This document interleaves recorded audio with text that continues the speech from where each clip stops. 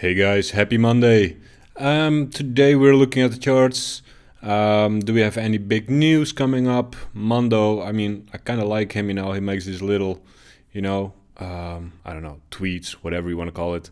Not much going on over here. South Korea imposes short selling ban. I don't know if that is good.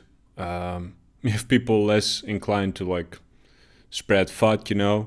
But on the other hand, you can't squeeze up either. So I don't know, what is that about? Let me know what you guys think.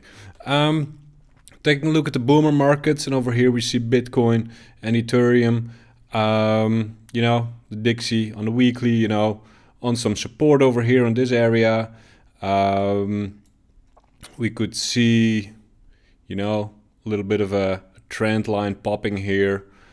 Same over here, kind of like a bullish week last week. And Ethereum, looking good over here.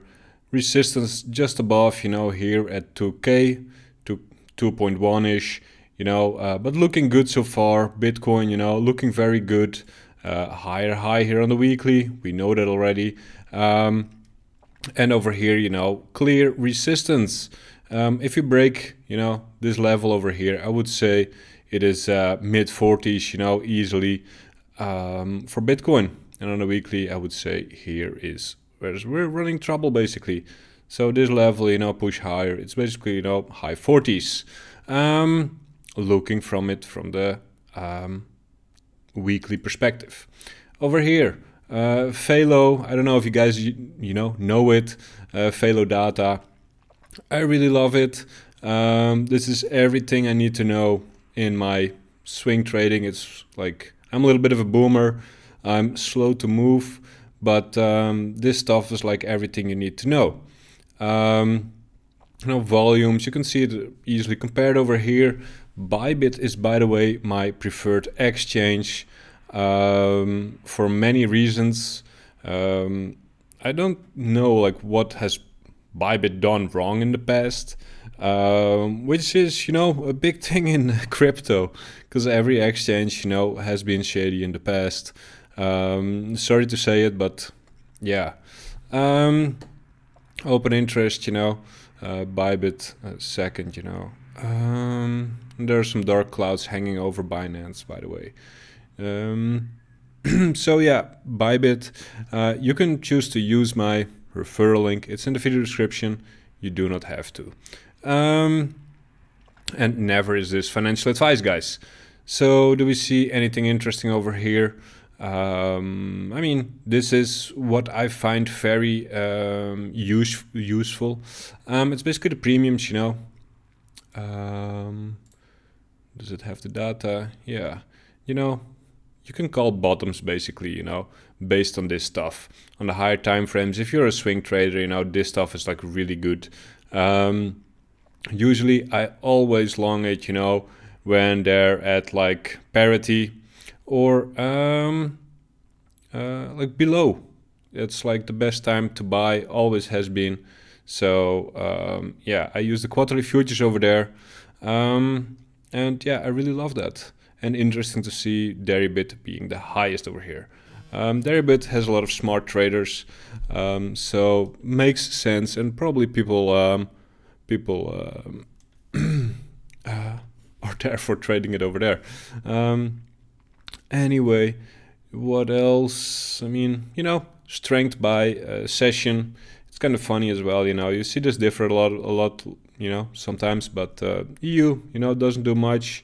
US time, the EU time zone, US pump it, and APAC as well.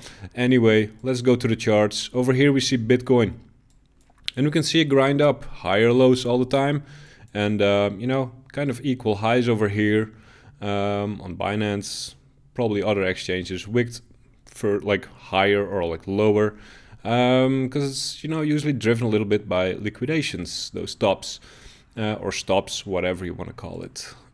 So yeah, we can see clearly, something like this forming, and that is a bullish pattern, I would say. You could also use this one, Anyway, looking good.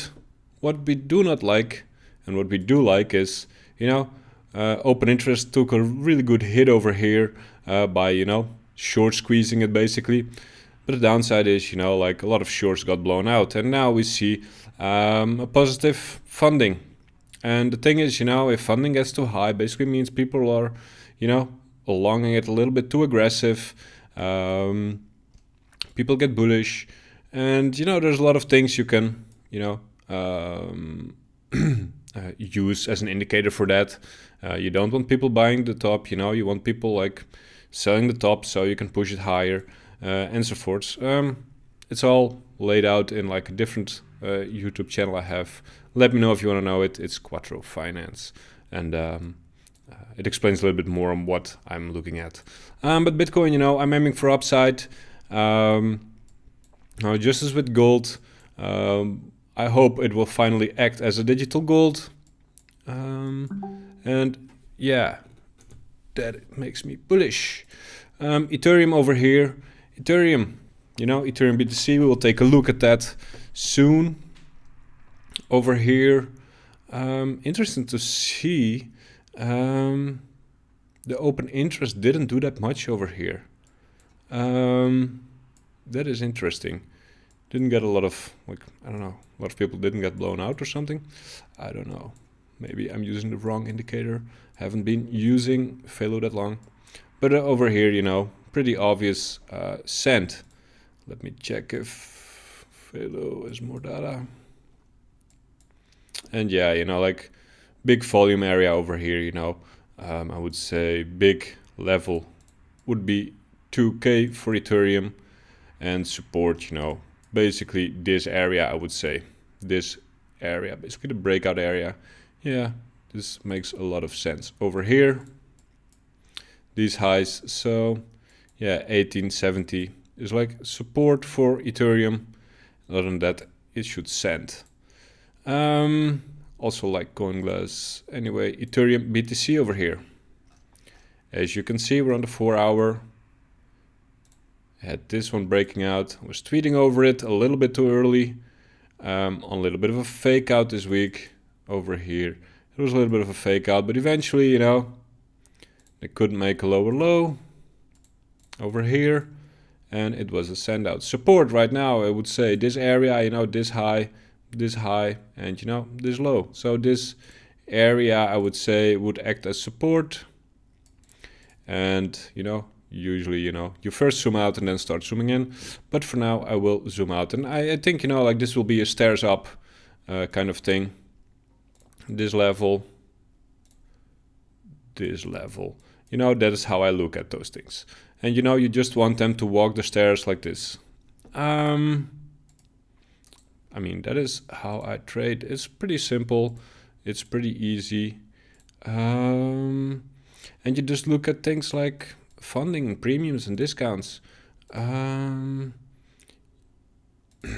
can go way deeper in it, I like to do that as well, but on this channel, I don't.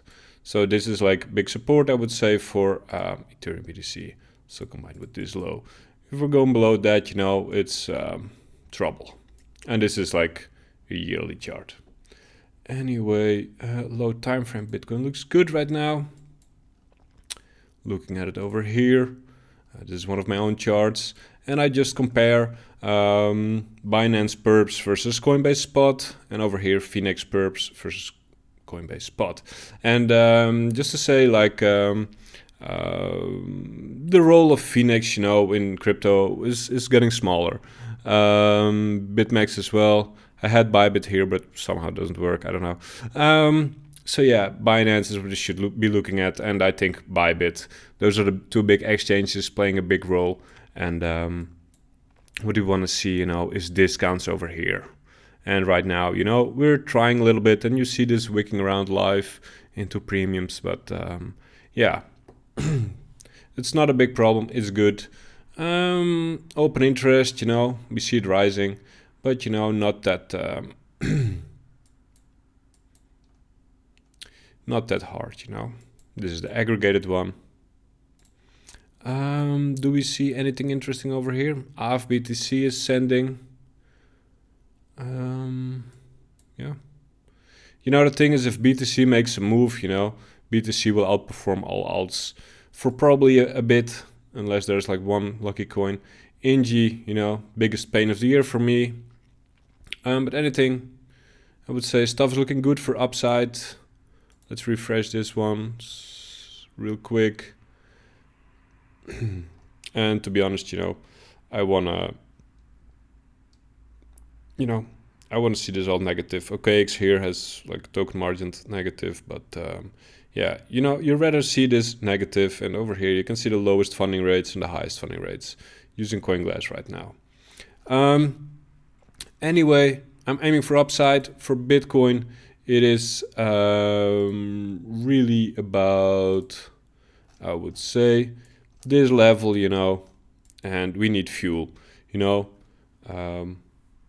Ideally, we would have seen negative funding, you know, people shorting this area. A lot of stops will be above here, and what we need then is like spot buying.